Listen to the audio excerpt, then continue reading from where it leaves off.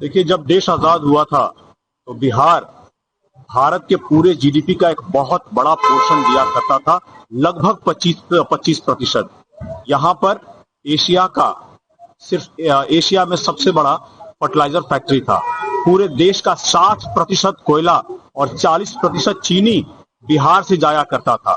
यहाँ पर सबसे बड़ा स्टील प्लांट था टिस्को जमशेदपुर में, और साथ ही साथ पटना यूनिवर्सिटी का पूरे टॉप यूनिवर्सिटी में नाम हुआ करता था।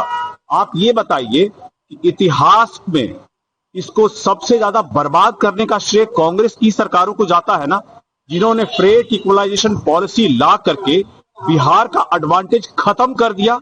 हमारे पास माइंस रह गई लेकिन फैक्ट्रीज बाहर चली गई, क्योंकि ये कांग्रेस की गलत नीति का काम था।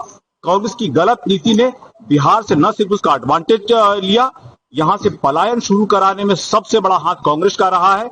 और पलायन के साथ साथ हमारे खनिज, हमारे रिसोर्सेज, हमारा ह्यूमन पावर और साथ ही साथ पूंजी का भी पलायन के लिए अगर कोई सबसे बड़ा जिम्मेदार है तो कांग्रेस और राजद की सरकार है। कल मतदान प्रतिशत काफी अच्छे रहे, क्या कहेंगे?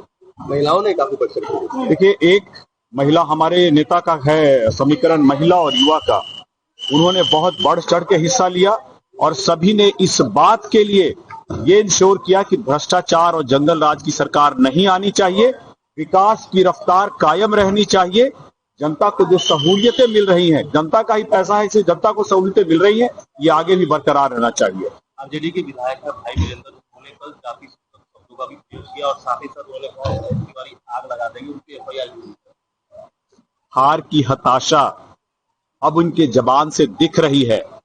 भाई वीरेंद्र बड़े ही माननीय विधायक हैं, लेकिन उनकी जो संस्कृति और इतिहास रहा है, आप उसको हार की हताशा के रूप में, उनकी भाषा की मर्यादा गिरते हुई के रूप में देख रहे हैं। लोगों को इस तरह से जाति सूचक शब्दों से बुलाना कहीं से उचित नहीं है। और चूंकि अब आरजेडी हार की तरफ अग्रसर है तो उनकी ये खींच भी निकलती हुई दिख रही है। राहुल गांधी ने सर सोशल मीडिया अकाउंट पे लिखा है कि बिहार में पहले चरण के मतदान हुए, उसमें भी वोट फ्री हुई, प्रदेशों से बीजेपी के कार्यकर्ता नेता पहुंच करके वोट डाला। देखिए, राहुल गांधी जी बहुत सारे आरोप लगाते हैं, लेकिन उनके पास इन आरोपों का कोई आधार, ठोस आधार नहीं होता, क्योंकि जिसके पास ठोस आधार होता है वो अदालत के सामने जाकर के अपनी बात को रखता है।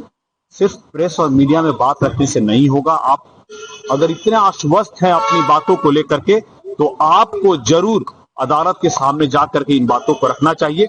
सिर्फ नेगेटिव प्रोपेगेंडा का चलाने से न आपकी पार्टी का उद्धार होगा, न आपके कार्यकर्ताओं का उद्धार होगा।